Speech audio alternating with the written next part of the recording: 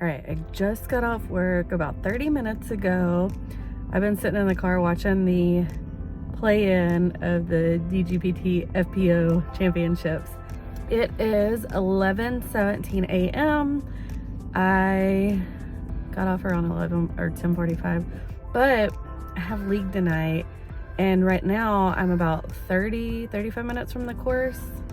And if I were to go home, drive an hour home, get there at noon, hang out for like 2 or 3 hours, and then drive an hour back, which seems like a lot of unnecessary driving. So I figured today I would just do a little like come with me to league video. I'm basically just gonna figure out how to waste time. I went and looked at a few restaurants on Yelp, so I'm gonna see what I can find to eat that's really good, and then head towards the spring area, Woodlands area, and just see what I can find to waste time for the next like 4-ish hours.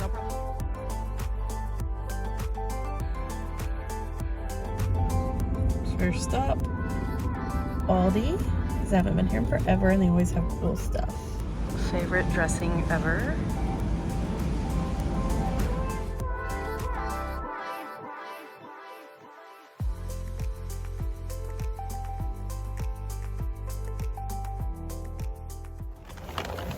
Alright, I spent more money than necessary, but I got some cool stuff, per usual, at Aldi. Alright, I got disinfectant wipes because I've been out for a minute. 2 bags of raw shrimp. They were only like 5 something each, so that's a pretty good deal. Usually I think I paid $6 or $7 a pound the other day. Crumbled goat cheese because I've been trying to do more salads. This I'm most excited about. These stuffed Atlantic salmon things. They have like crab, like seafood stuffing. They're so good. These were only $7, I think. No, they were $9.99. And usually at like Kroger and H-E-B, they're about $12 or $13. I got this cute little Dia de los Muertos air plant because I'm all about plants this week apparently. Another goat cheese, the honey goat cheese is my fave. This little creme brulee thing that I wanted to try. Some spicy garlic buffalo sauce. And these 3 containers because I need some more storage containers. And that's that. I spent way too much, $48.59, but I used Apple Pay. And right now, if I use my digital wallets through my Discover card, I get 5% cash back. So technically, I got a few dollars off, you know. And it's all stuff I'll use that I needed. Now I just have to figure out how to keep everything cool for the next like 8 hours. All right, about to switch all my food and stuff that I just bought into my cooler / lunch bag, whatever. Keep it cool while I'm eating lunch because it is hot again today in Houston. It's like, it was 86 when I got off work at 11 a.m. or whatever, so it's warm. But I found this place, it's Vietnamese, and it's called Phu Manchung, I don't know. Anyways, what stuck out to me, of course, was the crab rangoons or whatever. They have them like egg roll style, and I've had them like that at this place in Carrollton, this really good Thai place, and they were just so good. So they have those, and I can't wait to try them. Apparently it's a really big hit. Their egg rolls are supposedly really, really good here. I'm gonna get that, and who knows what else.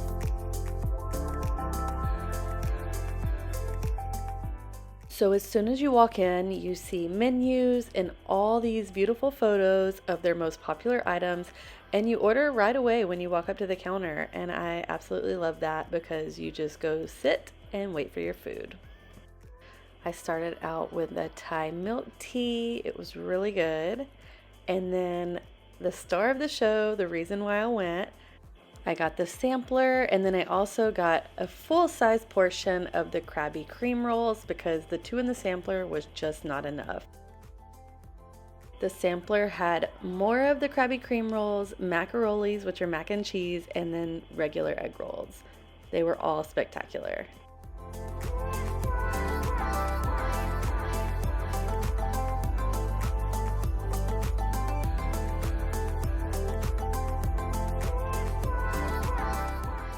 I also got the broke ramen, which was ramen that had like pad thai flavors and vibes. It was also really good. And that was way too much food, but I absolutely love leftovers, so I was happy to take some home. Okay, that was really, really good. The egg rolls were really cool. They're awesome. And the like egg roll paper that I like, not the thick, like bubbly one that gets all oily when they fry it. And the hostess / server, Stephanie, was amazing. She was so sweet. Just like making conversation with everybody and just super friendly. Like, that is the best dining experience I've had in a long time. 10/10 recommend y'all going in there. So that was very successful lunch. I have plenty of leftovers. I can air fry the egg roll thingies and they'll be just as good tomorrow. And then I have my ramen. I'm about to go get gas because I'm like on E, completely on E. And it is 1:40, so I've wasted several hours. I head to Bear Branch and then probably start playing, and then by the time I get through the whole course or part of the course, it'll be time for me to tee off with my girls, and I'll show y'all a little bit of that. I am officially at Bear Branch 3 hours early. Oh my gosh, I don't know what to do. I am about to scratch off my scratch offs. I got 3, not the ones I wanted. They didn't have the $3 ones, so I just got 2 $5 ones, but they are the super crossword, which these are actually my favorite, but I don't ever win on the $5 ones. I'm gonna do this real quick and then I'm gonna run to the bathroom and then I'm gonna go play. It's freaking hot. It's 93 degrees. It was like 50s when I left Colorado this morning, so it's that time of year where like it's cold everywhere else or cool everywhere else and still scorching in Houston.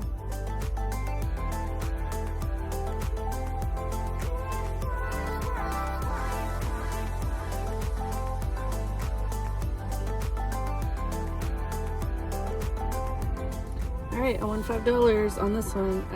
I always wonder what I would do if I like actually won $100,000. Like, because a lot of times I'll do these while I'll buy them and then I'll do them when I'm at work. And I'm like, if I won $100,000, that's not like quit your job money, but it's definitely like call off that trip and like drive to Austin to get my money and take a few days off money. All right, I think I just won $5 more. 1, 2, 3. It's pretty good because I never win back to back on these. I rarely win on them, even though they are my favorite. So these are so ugly, but they're so comfortable. They look so big. These are called the pillow slides. Matthew calls them his breezies, so I call them my breezies. They're so comfortable. And into the Vivos. I only wear barefoot shoes, I guess, aside from my slides.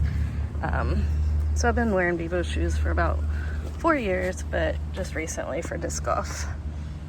They're the best. I hate carrying extra stuff, but the only portable charger I have with me is my Venti fan. So Venti fan's coming with me since my phone is at 29%, so it's probably gonna die. This should give it a little bit of charge.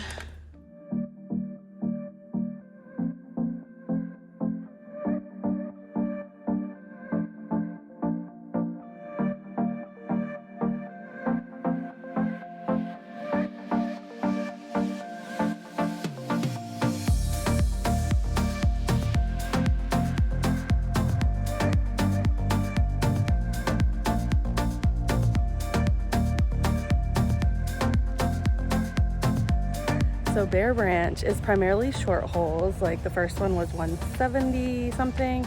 This one's 142.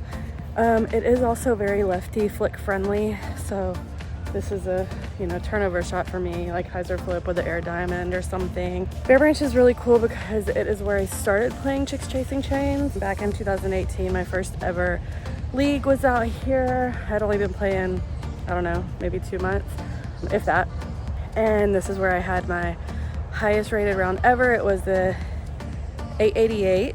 And that night what was cool was just my hyzer flips were on point because aside from I think this hole 2, I birdied all the lefty holes, which is crazy. So yeah, just gonna try to get figured out what I'm supposed to do now that, my game's a little different than it was a year ago.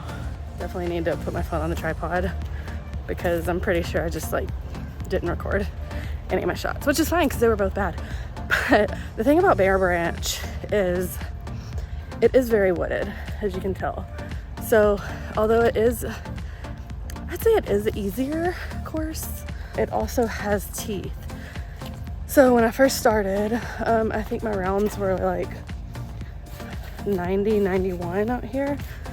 And then my highest rated round was in the 50s. So I've definitely had improvement out here, but it's also a course where like, I know I can shoot in the 50s. So if I'm not shooting low 60s, it's like in my head. Like I said, we aren't playing the full layout, so there are gonna be lower scores. But it's definitely one I should do well on. So there's that pressure for sure. Don't be that person. All right, this is one that historically gives me trouble. It's just a 249 foot hyzer-ish, but like, you kind of want to go stable hyzer, and then like, I'm just happy anytime I get a 3 here because it's like this weird finish and a short approach to the basket, but like, it's super short. You think it'd be birdieable, but it's just a weird line. I mean, for some people it's birdieable. Not really a shot I can throw and figure out how to birdie it.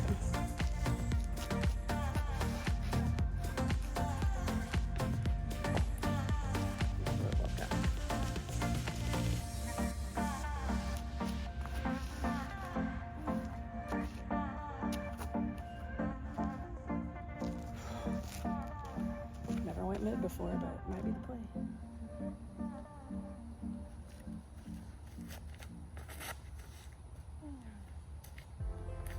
This is another one that looks straightforward, 319. But you know, it's a little finicky because for me, I got to put on a little hyzer.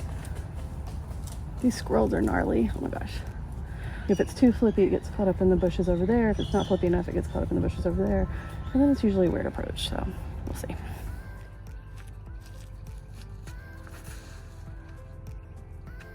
Not a horrible spot, but it is a flick, which isn't my specialty.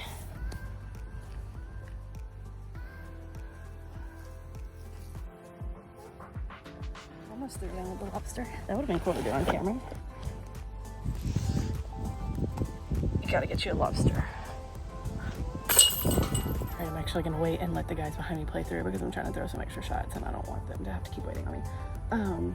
This is the longest hole on the course. It's 445 feet. It is a par 3, but we usually change it to a par 4 for league just because most of the ladies aren't even getting a 3. I think maybe got a 3 on it once or twice last year, which obviously I have a little more distance this year, a little more accuracy.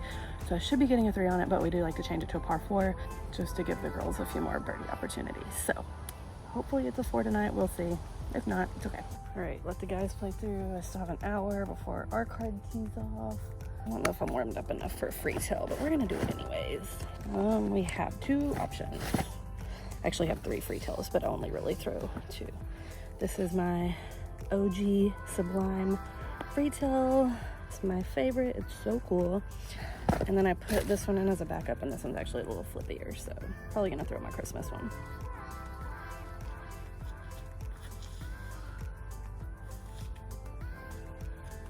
My frisbees just don't go far. Like,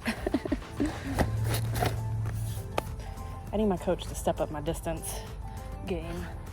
Well, the handy dandy Bushnell rangefinder.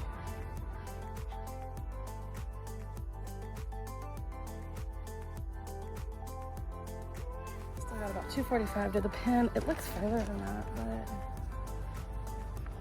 I guess we're going free tail again.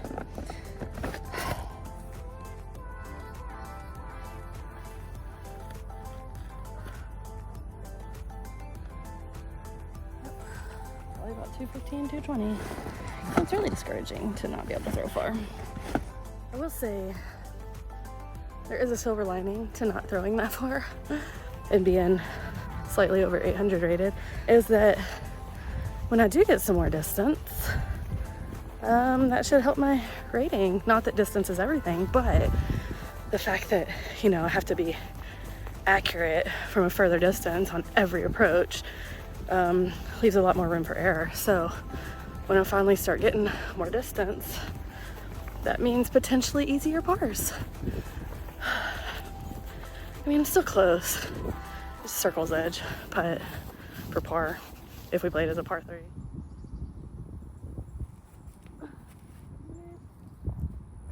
So here we have the shortest hole in the course, 169 feet. This is actually the hole I witnessed my first ever ace on. It was my best friend, Nikki. That was, I think, my second week ever at League. And obviously I barely knew her at that point. Me, her, and our friend Shannon were on a card together, and they're watching intently as she after she throws. And I'm like, why are they watching this disc so hardcore? Like, she just threw it.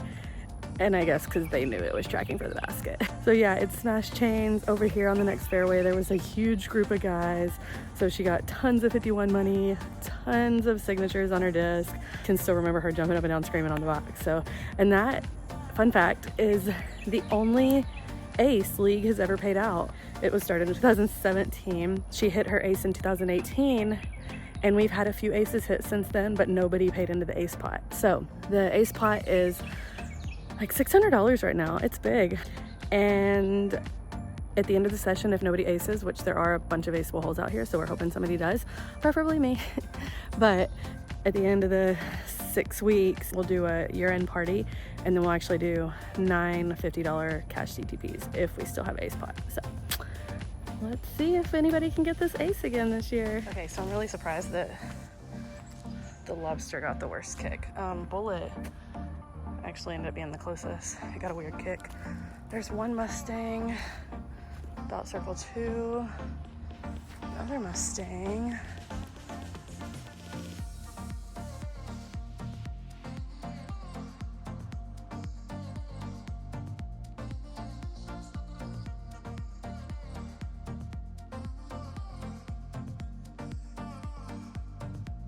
Oh, okay.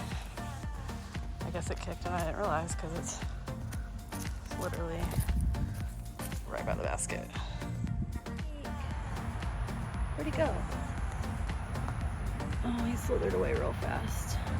Little ribbon snake. Yeah, historically, lots of snakes out here. Mostly ribbon snakes, but definitely seen copperheads. So what I typically do on this hole, because my discs are super flippy, try to aim for this crooked tree right here. Release there on hyzer, super flippy disc, and yeah, it's went a little long, but I'd definitely rather be putting back at it for a 2 than down here approaching with a flick for a 3. Granted, that's, you know, doesn't always work out, but it did today. This is actually one of my better drives on this hole because usually I'm like really long.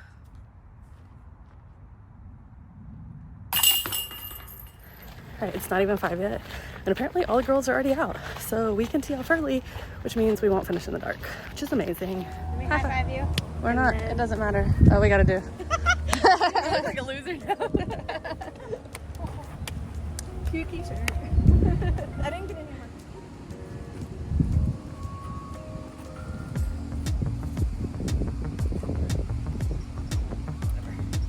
Look at that angle shot.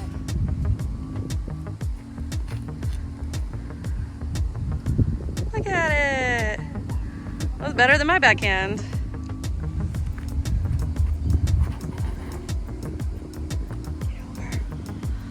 That's my tree.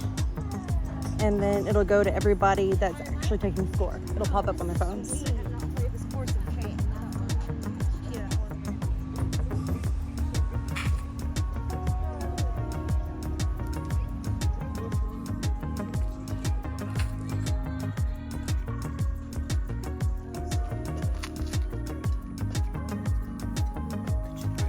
Beautiful. You go next, and then I'll go. 30 seconds. Woo!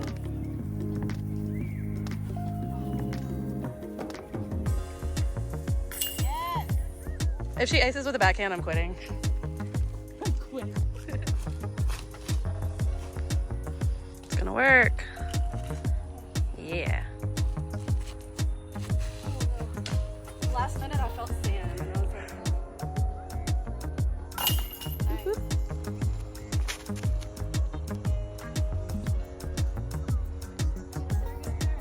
Ooh.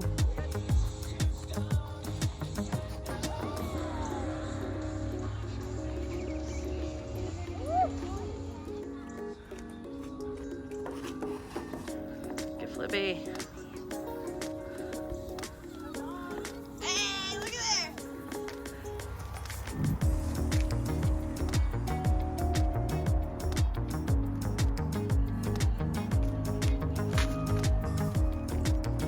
Gonna be perfect. Ooh. I realized it moved.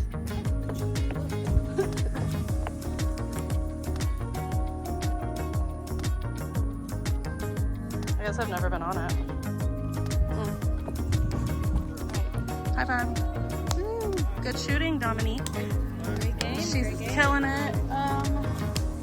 Nikki. Luke, high five.